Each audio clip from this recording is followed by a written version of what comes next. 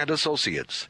The views and opinions expressed in this content do not reflect those of 850 on 850 WFTL in South Florida, and we are live on YouTube today on the Condo, Craze, and HOAs channel. I'm Karen Curtis, and I'm here again today with attorney Eric Glazer from Glazer & Sachs, PA. Eric is board certified by the Florida Bar in Condominium and Plan Development Law.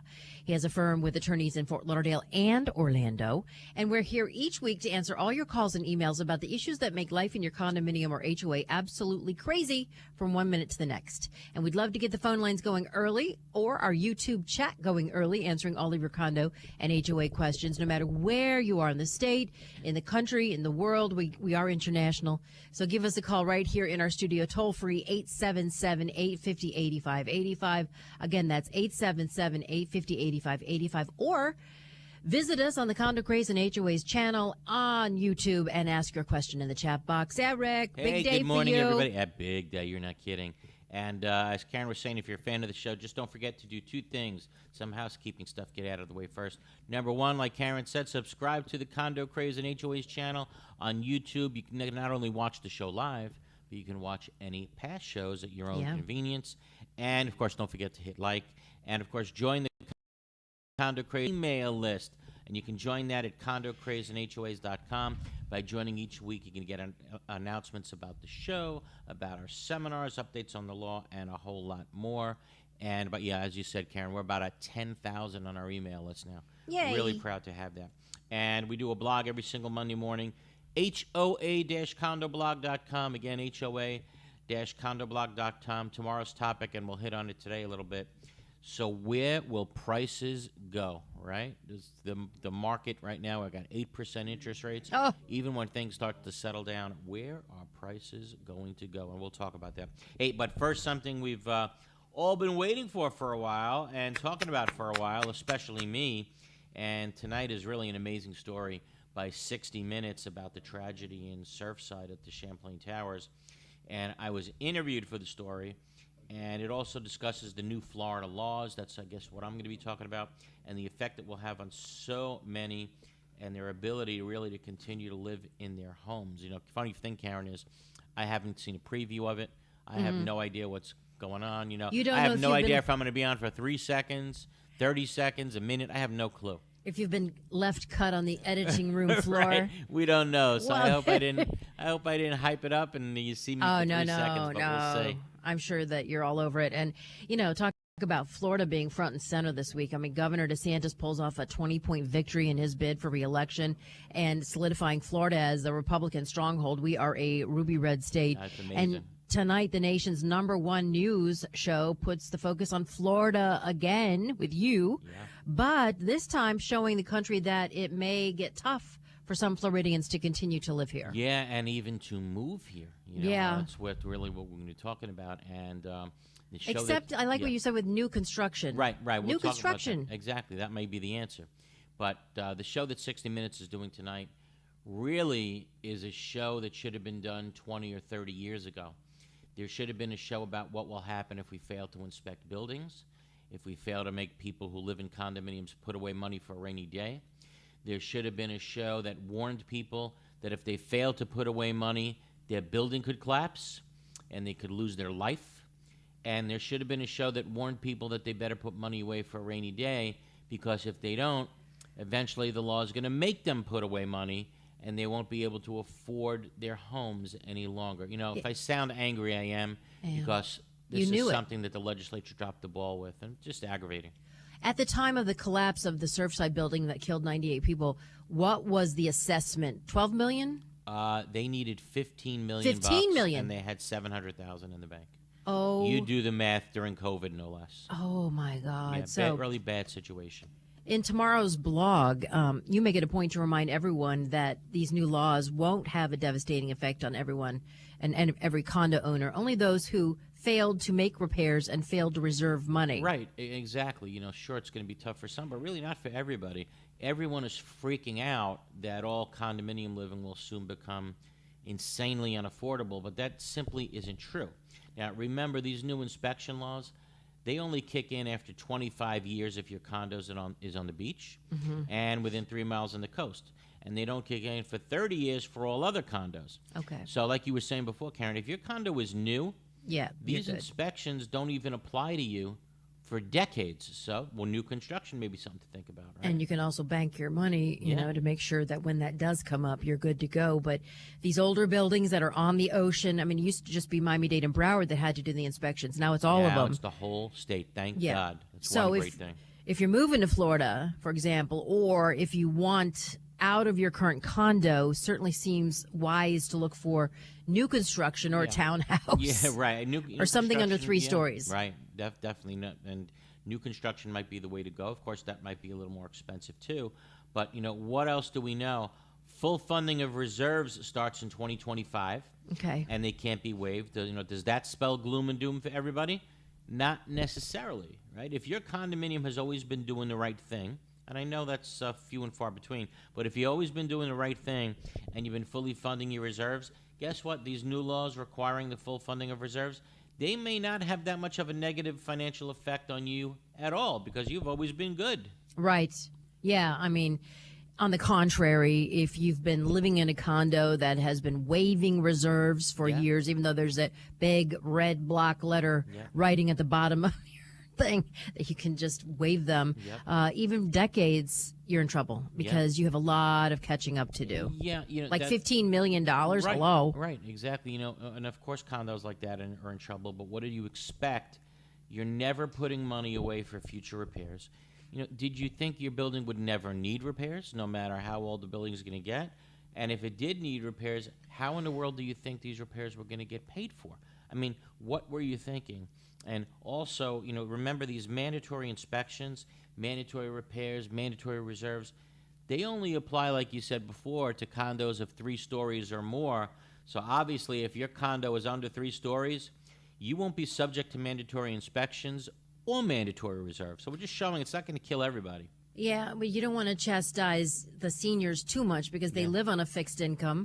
They live on Social Security. They were Karen, told they could live down here on that budget. I feel for senior citizens. I do. And they can't afford to put, But I'm saying this with all due respect to the senior citizen community. And again, this happened to me when I was, at a meeting where a couple of years ago, people came up to me in a 55 and over community and begged me not to let them pass a $300 special assessment. Oh, my goodness. I mean, then you knew Florida, for a lot of people, are in trouble. The 55 and over communities that haven't been reserving for years, they are in trouble. There's no other way to put it. And it seems that, like we said, condos or townhomes, anything less than 3 stories will be in high demand. Yeah, no question. Of course, if you live in an HOA, the new inspection and reserve laws don't even apply to you. Yeah. So think about that. The HOAs. Right. Once again, out in the cold. Yes, totally different, right? Well, remember, it's a single-family story house. Sure. You don't. It's your house. Basically, don't do know. what you want with it. But in a condo, we got to force you to make the repairs one for all for one. But you know what, Eric? I don't know about you, but I would doubt that any condo dwellers will soon be looking to switch to an HOA way of life. I mean, do you think so that they will? I don't know. I think it's possible because, again, if you're in an older condo, you got all these things coming. Is it better to move to an HOA maybe? It's possible. But, you're in the worst case scenario. If you live in one of those condos, you're above 3 stories. It's 30 years of age or older. It's never reserved for a dollar. And if that's you, it's going to be hard to sell your unit. Yes, you can't It's going to be unload impossible, it. right? Buyers are more educated now, and they realize that they'd be buying into a financial nightmare. Quagmire. And, if you want to sell, your price is definitely going to have to factor in what the new buyer is about to pay for those inspections and repairs. Guys, it's a new ball game out there. Yeah, and if you're a buyer, you better make sure before you 100%. go in 100% that they have, funded their reserves and that they've done the inspections and you know exactly where you stand because you can end up paying more money than your mortgage. You can wind up you immediately moving in and saying, wait a minute, I can't afford to live here. Yeah. So you really better be careful before you buy. I guess realtors should be involved in that too and mandated that they give the information to the buyers. There is absolutely now some changes in the law Good. that requires this full disclosure, and I think it's wonderful. I think it's great.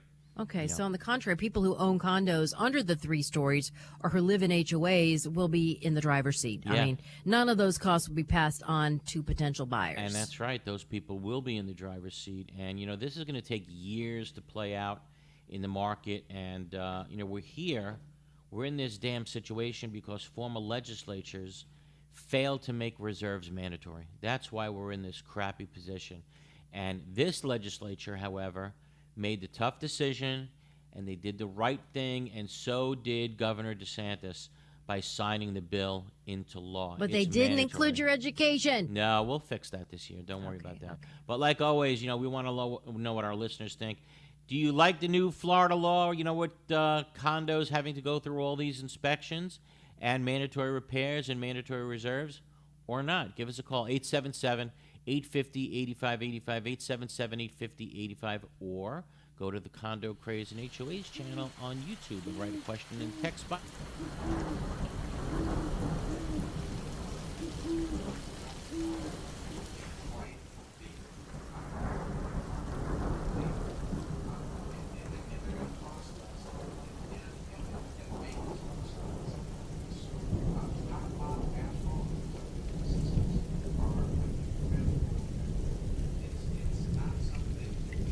Oh no, an unexpected leak.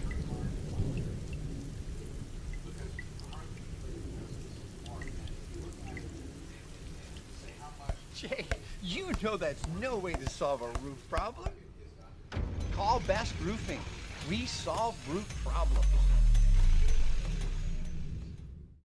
We are DMI Paving and Seal Coating, Florida's parking lot experts. We specialize in asphalt paving and repair, including pothole repair, seal coating using JC7 or polytar, concrete curbs, ramps, and walkways, and striping and pavement marking, as well as ADA compliance. We service commercial properties, including homeowners associations, apartment communities, shopping malls, warehouses, stadiums and arenas, and more. Experience is worth more than anything in an industry like ours, and our staff has decades of it. We have specialized equipment for any job, regardless of size, saving you time and money. DMI has a reputable history. We have been in business since 1956. We serve the state of Florida from 6 locations. Let us bid on your next parking lot project. Visit us online at dmipavingandsealcoating.com. There are very large management companies, and there are very small management companies. And I think Affinity sits somewhere in the middle of that, where they are big enough to provide you with all of the back of the house services, the accounting, the infrastructure, the support systems, but small enough to be high touch. We believe at Affinity that we do the 9 to 5 so that you don't have to do that.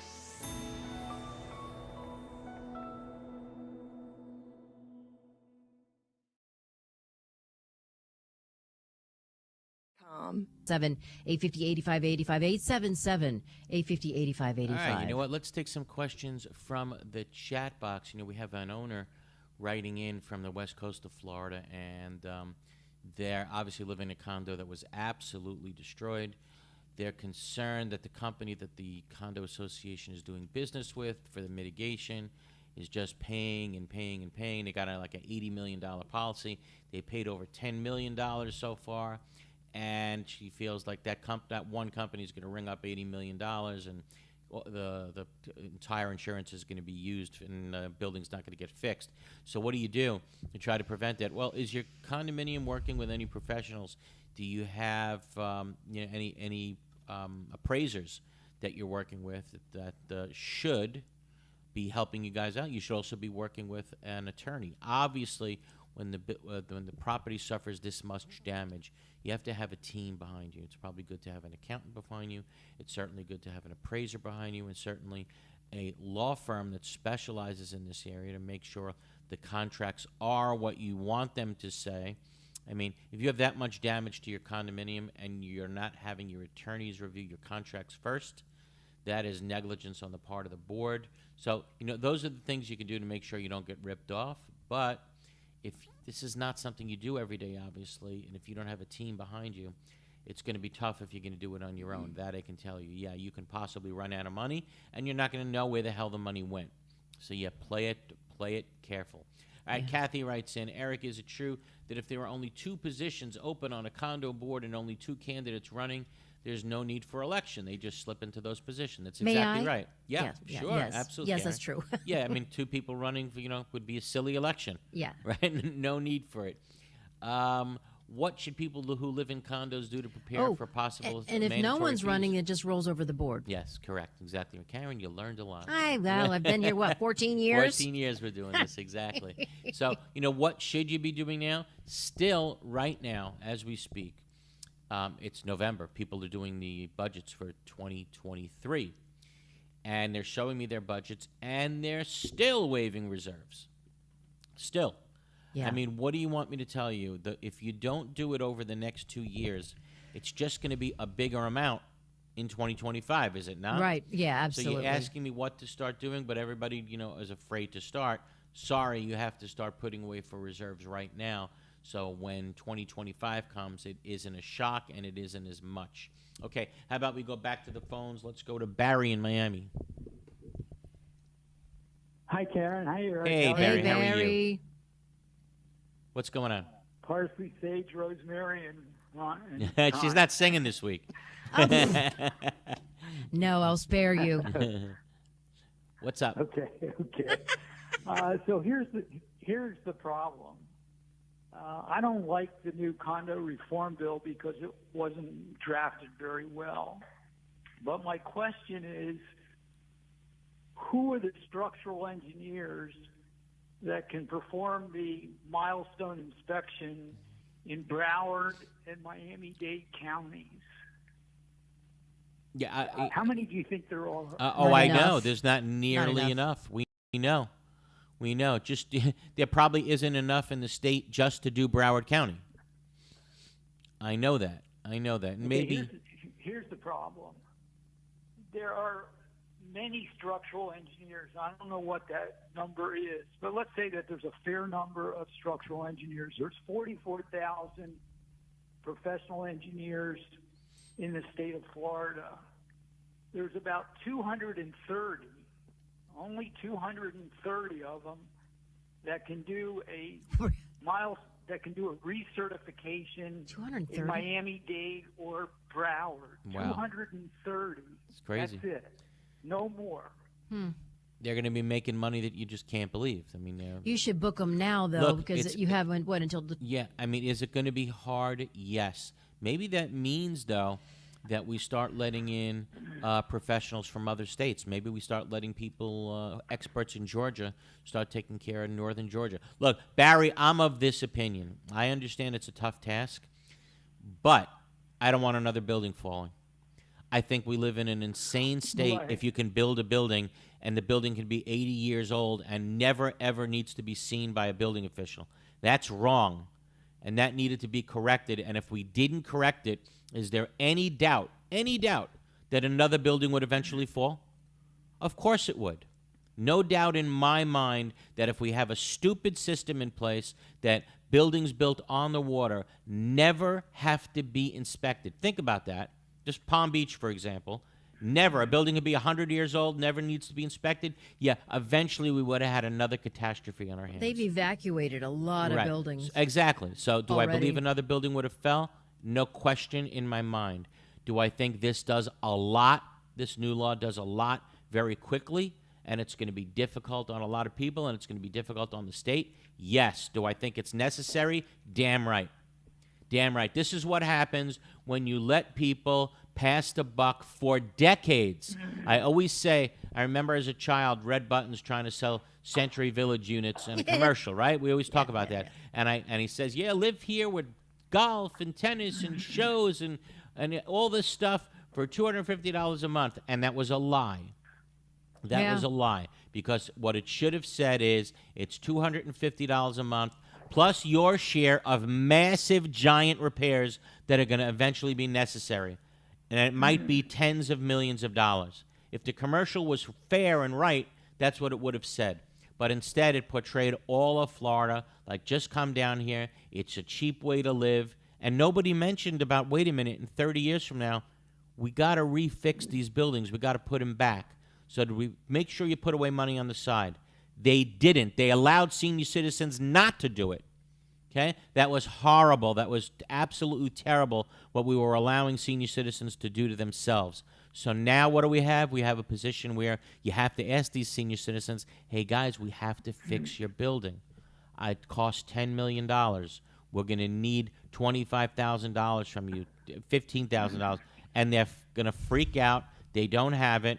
And the fact that they don't have it, quite frankly, is it their own fault? Yes, that they waived reserves for all this time. Nobody thought ahead. Everybody always thought, why am I going to put a roof on if I'm not even going to see the roof? I'm not going to be alive for that roof 20 years from now. Well, the person who thought your way, the person who lived in your unit 20 years ago, thought the same way you did. And guess what? You now happen to be living in the unit when the roof needs to be repaired. You rolled a 7. So did everybody else in your building that lives with you. So, Barry, I'm not saying the statute's perfect. By no means. But what do know? If we didn't fix it, I don't want another Champlain Towers to happen. So, was this the right way to go? Right. Unquestionably. Does the statute need tweaking? Absolutely. But as a whole, in theory, does the statute do the right thing, intend to do the right thing? No question. The jig is up. No more waiving reserves for decades. That's my take. Just because you can't afford it. And maybe you could have afforded the extra $50 a month back all along. Then. You just didn't want to do it. Right. So because you didn't want to do it, instead of paying $50 a month for the last 30 years, now you got to pay $20,000. I mean, it's math.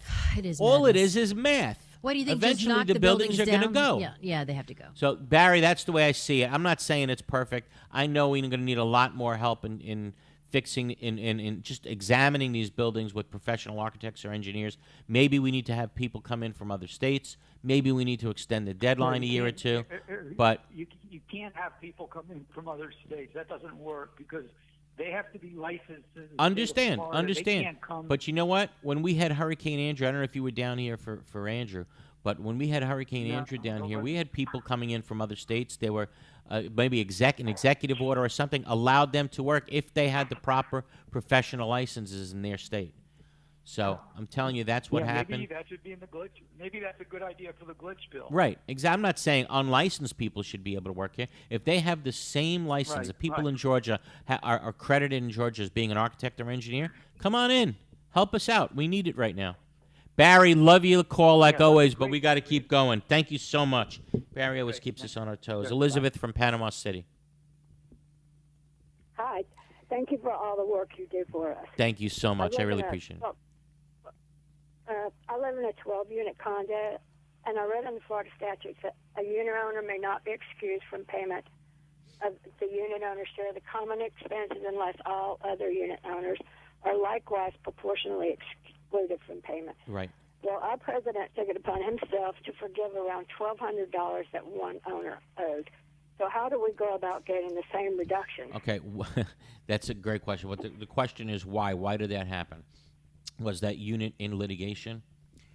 What was waived? No, it wasn't. But he had not paid his assessments, and it had accrued interest. Okay. He decided to pay the assessments, but he didn't want to pay the interest. Okay, so the president decided, Elizabeth, this is a fantastic question. It really is a fantastic question. And this has never been challenged in a court of law. Your argument has never been challenged to my knowledge. But I think how it would come out is when unit owners are delinquent and you have a person that, is saying they can't pay, the board is given some discretion. I mean, this is how I would argue it if this case went to court and it represented the board.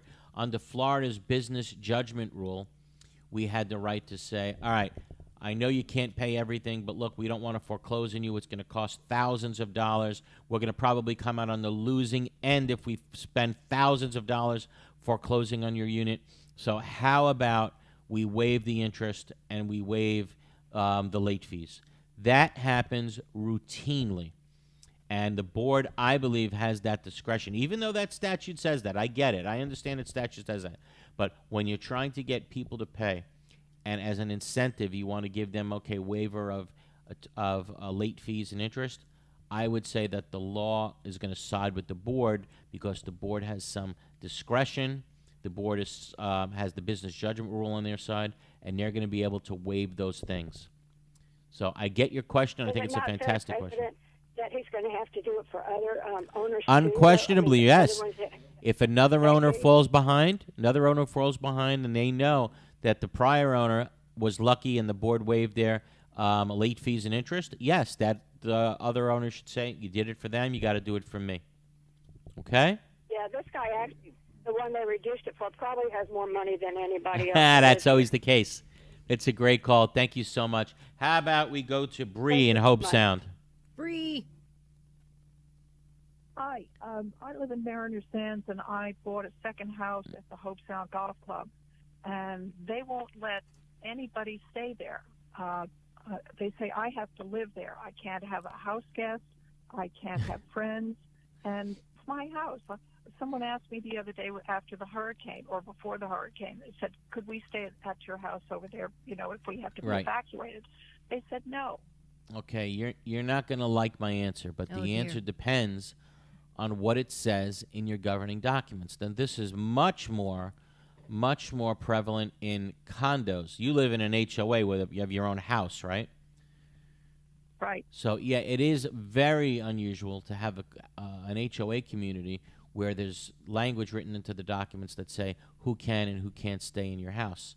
But for condos, it's very common to have language in there that says, in the absence of the unit owner being in the unit, sorry, you can't have guests live in the unit. Very, very common. Now, in an HOA, not so common. But the answer to your question lies in reading the little small print that's in your governing documents. What does it say? What did you agree to when you moved in your community? That's the bottom line. So, Bree, you got to take a look at those documents, see what it says, and if unfortunately if it says what they think it says, they're right, and your guests can't stay there unless you're there, believe it or not. Okay, you got to go look at the documents. The whole answer to your question lies in there. How about we go to John in Dania? Hey, John. Yeah, hey, Eric, good morning. John, how are you? Good to hear you. What's up? Good. Hey, real quick, and I go through these things fast, but first let me answer your question, and then I have two quick questions. Yes, I believe that the reform is absolutely necessary. Thank you. Somebody said it. Is there anybody else out there that thinks this was necessary? I mean, come on. Would you rather pick up another building with senior citizens collapsed in it? Because that was coming. No doubt about it. And let me tell you, and Erica, let me tell you why. I mean, for a lot of reasons that I won't go into because we'll be out here for another hour. Just it needs some tweaking. Of course it does, just like every new law. Of course. However, the main reason is because, and you know this as well as I do, you've got Jose, the Uber driver, on the board. You've got Barbara, who has early onset dementia.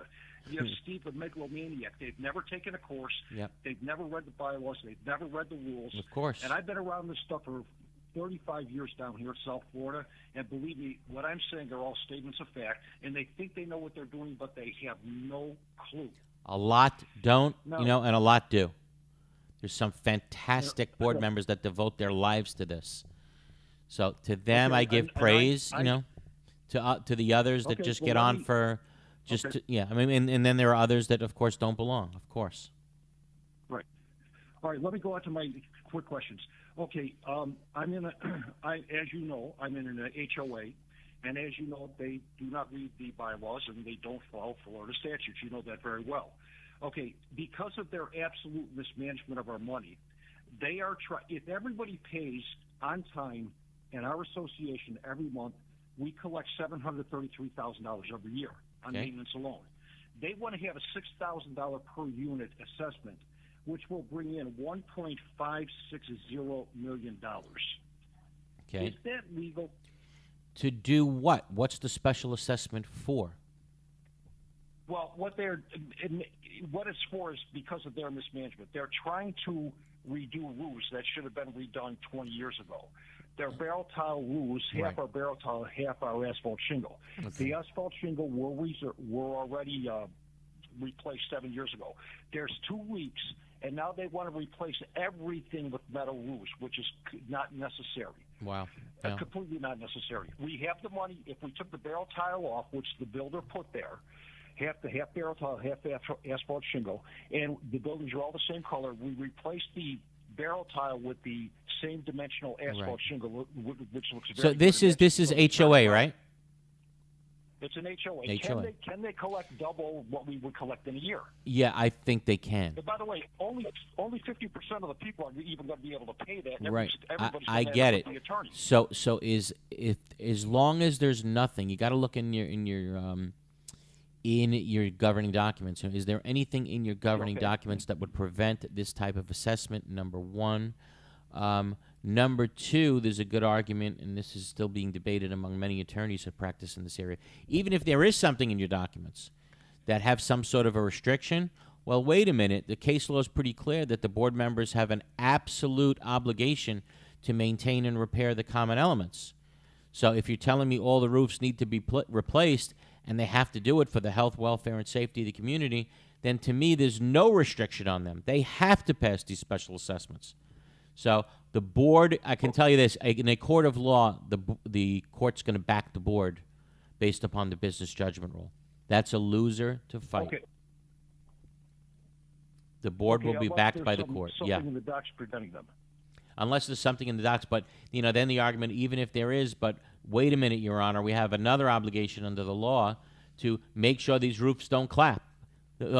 This is the cost of the roof. Yeah. We have to pass a special assessment. What do you want from us? If we don't do that, it's a breach of our fiduciary duty. Even if they screwed up. Yeah, right. Even if in the past they, Unfortunately, If it's got to be fixed, it's got to be fixed. You have to pay for their screw up. Yeah. Yeah. So, John, I think that's the answer. Okay. All right. Second question. Quick question. They also want to change our gate entry system. In changing that gate entry system, if you rent your place out and you have a tenant or you're older living there, whatever, they're saying, hey, there's going to be one gate entry pass given to the person that lives in that unit and not to the owner. I think that's unacceptable. It's not a practical, reasonable rule. Is that something that could be challenged? Yeah, potentially. Only one. I mean, most homes have 3 cars today, so how can you possibly give out one? It's kind of ridiculous to me. And no, I don't think that's something that's rational. Every car should be able to get one. Yeah. Okay. How else are you going to get home? home? I mean, every car. What are we even talking about, right? What is happening? Ridiculous. Hey, John, I apologize. We're so late for our bottom of the hour break. Got to take it. Keep the calls coming in, everybody.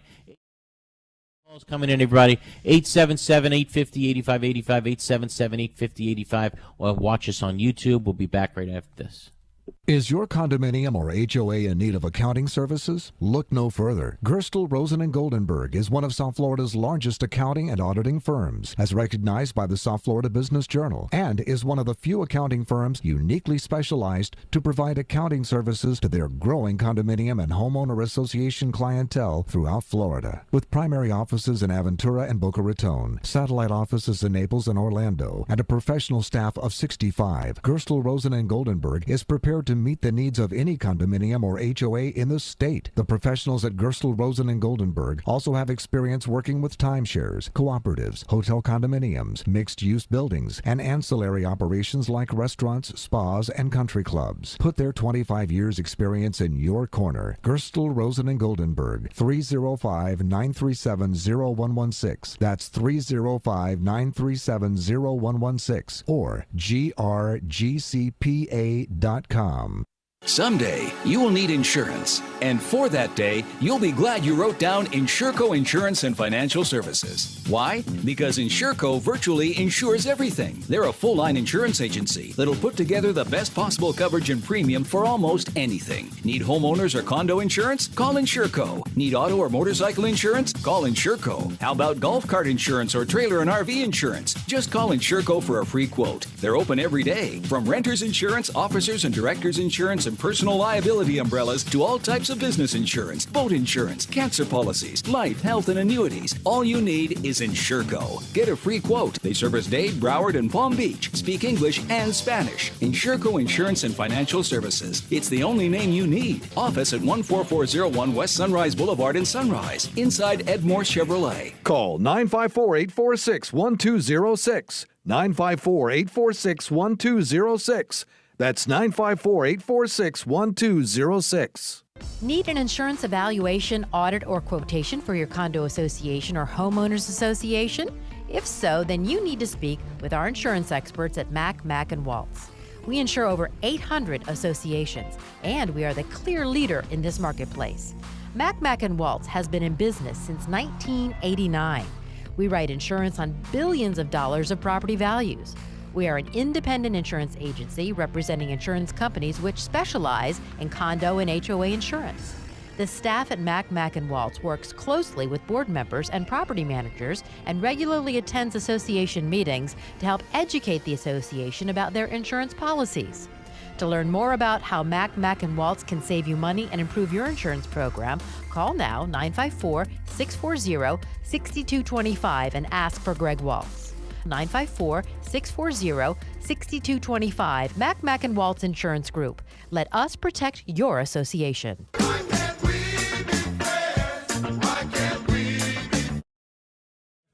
Running a little behind, so we'll go right to the phones, right, Eric? I certainly will. Bob in Coconut Creek. How are you, Bob? Hi. Am I on?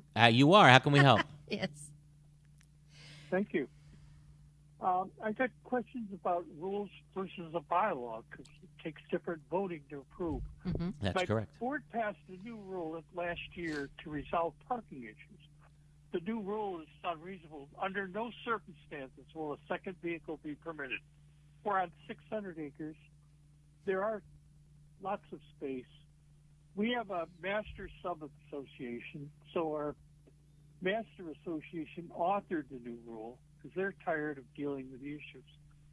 I feel it should have been a bylaw, and the bylaw would have required 2/3 of and I agree with you. The rule Okay. was passed with just So here's the 3. question. So I went to my declaration, Yeah. and there's a section 2.3, automobile parking areas. Right. Use of parking spaces not assigned shall be provided in bylaws. So how do I get it into the... It seems like it was an illegal move. Okay, so here's the bottom line, and we teach this all the time.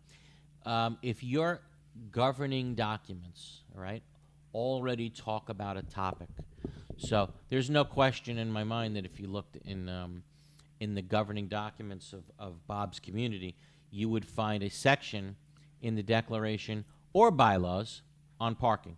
No question about it. There's something in there, and Bob alluded to that. I don't know exactly what it says, but it certainly talks about cars and parking and the number of cars you're allowed to have. Very routine for an HOA. Now, a board comes around and says, wait a minute, we don't like what the governing documents say, so we're going to change that by rule. Can they do that by rule? Absolutely not. Okay? So if there's something in the governing documents that's kind of mentioned, right, already spoken about, you can't change by that provision by the board simply making a rule, by the 5 or 7 member board saying, okay, we don't like that, we're going to change that. No, that will be stricken down as illegal, as exceeding the board's powers, because if they wanted to change that provision, they didn't like the parking provision, they can't just change it by rule. They got to change the bylaws, or they got to change the declaration wherever that parking provision is found. And what's that going to take? That's going to take a vote of the community, probably a majority, 2/3 or 3/4, to change that. Now, boards often don't want to do that because it's too much of a trouble. So they'll try to take the easy way out by making a rule. And it sounds to me that that's what happened in Bob's community. So I think, Bob, you're right. They got to take the more difficult path, which is actually amending the documents. How about we go to, is it Salvio and Lighthouse Point? Turn your radio down. Salvio, you got to shut your radio. Oh, boy. How about If you're on the phone with us, turn your radio down and Salvio, get ready. you there? Okay. Let's skip Salvio. Let's go. Okay, I'm here right now. All right, there she is. Hello? You got 2 seconds, and then we go to the next call. Yes, I'm here. I'm Okay. sorry. How can we help? Hello. How can we help? Hello. It was supposed to be such a nice day, 60 minutes to look forward to. I mean, come on. The board a couple of years ago, put an illegal bike rack up in the front of our building.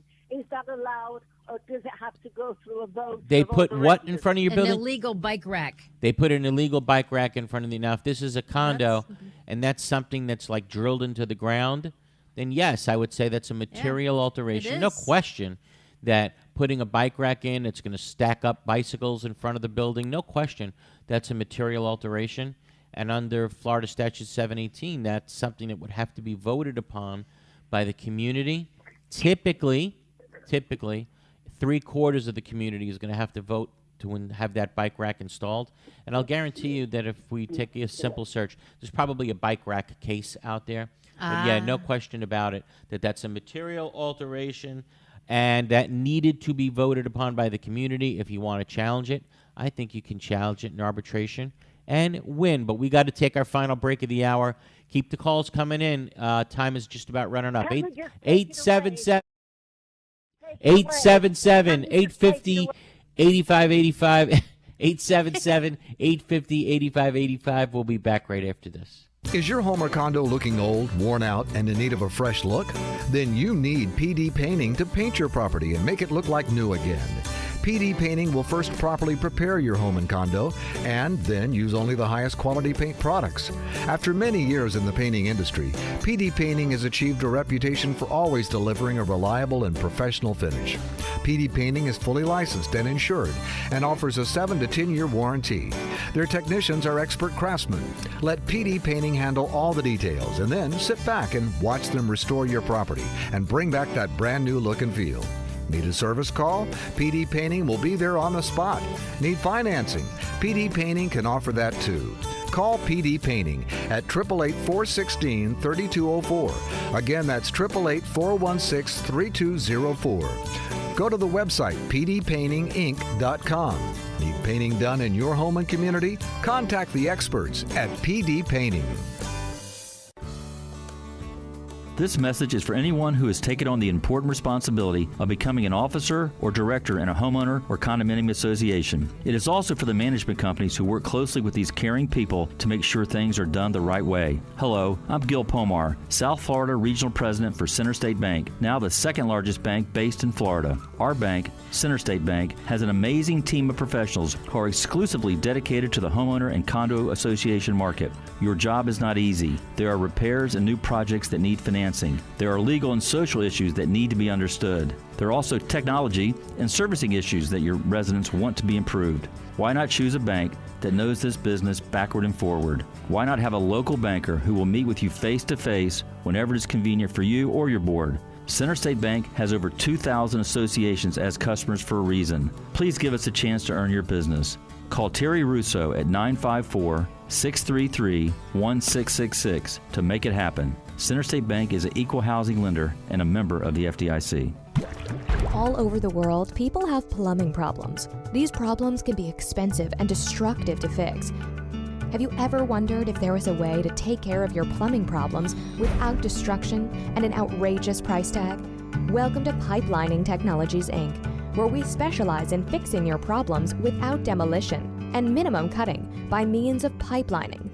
Pipelining is the ability to take a pipe damaged by root intrusion or long-term deterioration and make it new. By means of inserting an epoxy-saturated liner into the pipe and allowing it to harden or cure, leaving behind a brand new pipe. That sounds great. How can I get pipelining in my home, commercial building, or condominium?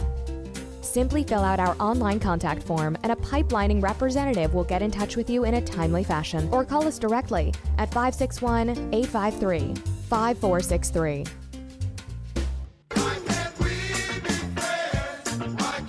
Welcome back to the final segment of Condo, Craze, and HOAs.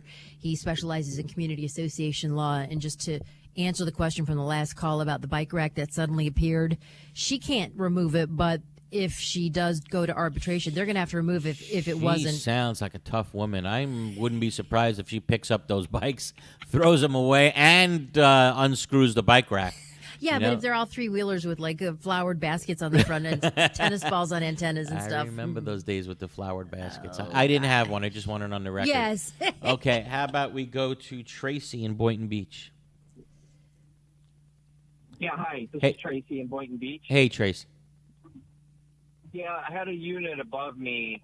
A line broke in the bathroom, and it leaked down into my unit. Okay. And who's responsible for the repairs So on that? that's the great question, you know, and Yeah. everything boils down to your governing documents. The question is, whose pipe was it that broke? Right? It was inside the bathroom, so it was the homeowner up above. Okay, His so unit inside. his unit. Okay, now I'm going to go with probably if it's a pipe that only fed his unit, right?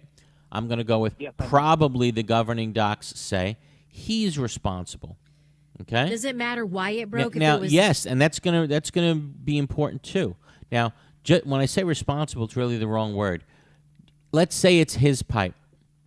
In order for you to recover from him, right?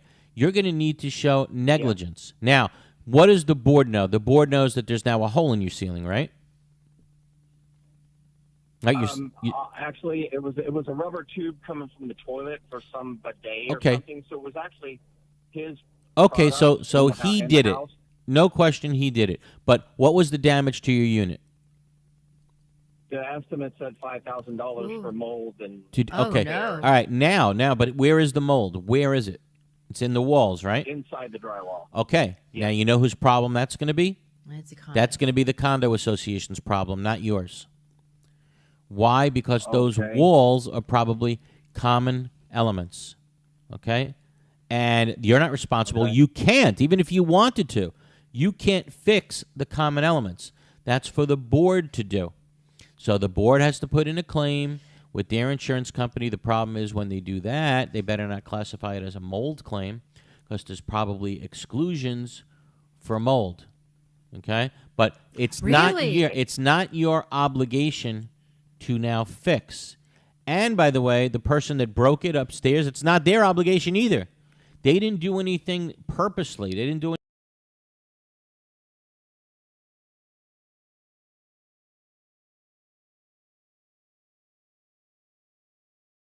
anything that makes it their responsibility all the time. Absolutely. Now, you know, it sounds like you're putting a lot of stress on you and trying to look for estimates and stuff like that. And that's not on you at all. That's not your job. Your job is to tell the association now, hey, guys, there's been a leak from the unit owner above me. The common area walls are now wet, perhaps have mold. Fix it. And they have to fix it. It's not for you to fix. You couldn't fix it even if you wanted to fix it. When you say common area walls, if it's walls between my bathroom and my kitchen, that's a common area wall. Under your documents, we got to look. But I'm going to say that's probably a problem for the board. Now, is it possible your documents have that say something different? Yeah, but generally speaking, when it's behind the wall, behind the paint, like Karen says, that's the problem of the condo, and they have to fix it. But what do you mean they shouldn't ask about the mold? Well, the problem is when you put in a mold claim, condominium gets sued, right? For failing to make repairs or causing a leak or whatever it may be, and now there's mold, and the condominium takes that complaint and they turn it over to the insurance company and say, "Insurance company, we've been sued," and the person that's suing us is alleging that there's now mold in their unit. You know what the insurance company usually says? You have a mold exclusion. Sorry, you're on your own. Okay. So don't mention the mold. Don't even talk about it. Yeah, Okay, I mean, yeah. Don't even don't say the word What mold? because the condo's insurance company is going to say, "Bingo, you said the magic word. We don't have to defend or pay anything anymore." Just say leak. Yeah, just say leak. Okay. Inside the walls. Exactly. Tag you're in. Exactly. Thanks for the call. Thank you. Thank You you. got it. All right. Okay, how about we go to Margot in Miami? We're really all over the state today. How are you, Margot? Hi, Hey, bright red, ruby Hey, red last Miami. minute for calls, 877-850-8585, 877-850-8585. Margot, how are you, dear? Am I on? Gosh, thank you. I've been trying for 3 weeks to get on. Thank you. How are you? Anyway, I have two questions. The first one is, one of our owners obtained some official records from the association but they told her she couldn't share them with other owners. Is there a law against such That sharing? might be the dumbest thing I've ever heard come out of the mouth of an association member, of a board member. That really might be the stupidest thing I've ever heard. An official record that one unit owner gets is just secret to that unit owner? Of course it isn't. That record could be shared by and between all unit owners, no question. If you can see it, everyone should Everyone be able to can see see it, right? What's the difference if everybody else in the building made the secret? same record request? That's really kind of dumb, to tell you the truth.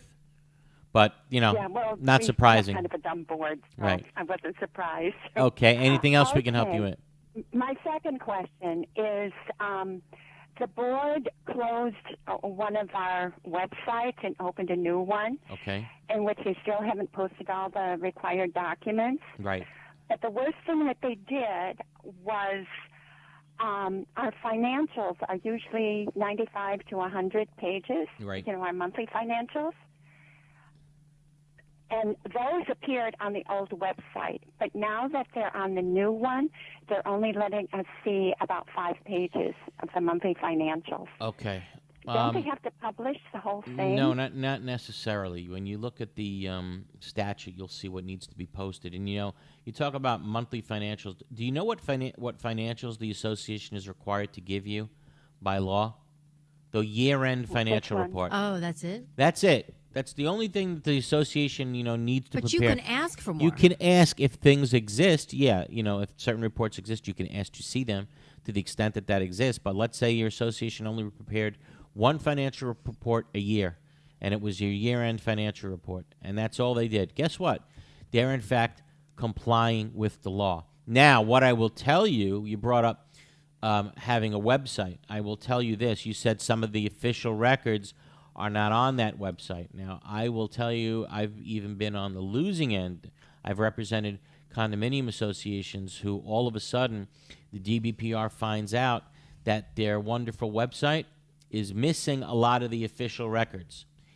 And that is a really big no-no. That is something that the DBPR is coming down on associations now really hard about. And you will be fined, no problem, $5,000, $10,000 like it's nothing. Okay? So, So you better make sure that the association better make sure that their website is up to date and working properly. If not, you're going to pay thousands.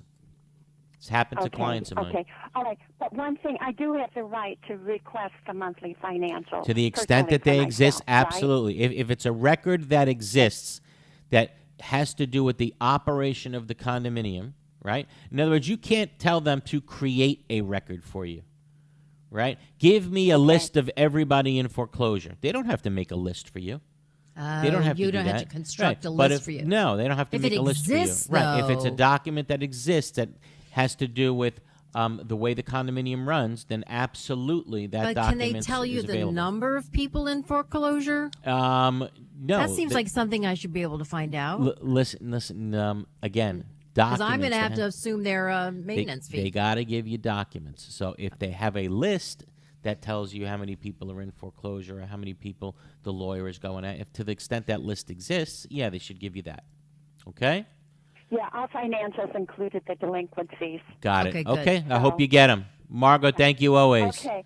All right. Thanks, Eric. I'll be watching you tonight. You okay? got it. Thank 60 you. minutes. And let's finish up with Tony in Boynton Beach. Bye-bye. Tony, how are you? Hi, how are you? All right. How can we help? Really fast. Okay, my HOA dues currently include cable television, Right. and the board just voted to add internet to that. Now, each of us currently pay our own internet from our own chosen provider. Right. Is the board allowed to change that discretionary expense of internet? You're not going to like So now the it answer. becomes a mandatory expense. The answer is yes. The answer is the board can sign these bulk cable contracts. And, can you I'm get out of surprised the they don't- current contract that you're with for your current internet provider? Look, because I'm sorry, say that can again? you get out of the contract that you currently have with your internet provider? That's what I have to find out. I mean, Right. it's a contract, so there may be penalties or whatever. Right, I haven't and looked at that. the answer is yes. The board has the right under the statute to sign these contracts, and there's nothing in the law that says, okay, each owner gets to opt out if they're already involved with a company. It would be too much. But don't they usually have them combined, bundled? Yes, correct. That Normally seems from like the beginning it's bundled. Yeah, that's I mean, weird. in this situation, it's very unusual that That they're is. doing it after the fact. Normally it's from the beginning. But they have the right to do it, and the only people that have a right not to really pay for this is people that are, I believe, blind or deaf. Okay? By the way, yeah. when they bundle it, you're going to get really high speed. I mean, they they get the top. I'm in favor of it. Because there's so many units. Right, yeah. that's correct. They usually You're get gonna good have deals and great lickety-split service. stuff. And if you want to add stuff, it's cheap. So I'm all in favor of bulk service. I know you're calling to complain about it, but believe me, It's a good thing. Tony, it may be something that actually works out for you in the end. Okay. Cheaper, faster. Yes. All right. On that note, thanks so much for the calls today. Thanks so much for everybody writing in on the internet, the YouTube chat box. So I'd love everybody to tune in tonight to 60 Minutes. It normally comes on 7 o'clock or whenever the football game ends. Yeah, what is the game on there? Let me CBS. I have no idea what the 4 o'clock game is on CBS, but if that game ends on time, then we will be on at 7 o'clock. Maybe we'll be on at 7:30. But again, I have no idea if I'm going to be on for 3 seconds, 10 seconds. I have no idea. You're going to be. But I hope it works out. I hope it's really comes out well, and I look forward to it. If it comes out bad, then I'm retired as of tomorrow. we will see. But I wish everyone a great, healthy week, and we'll speak to you again no matter what happens next Sunday.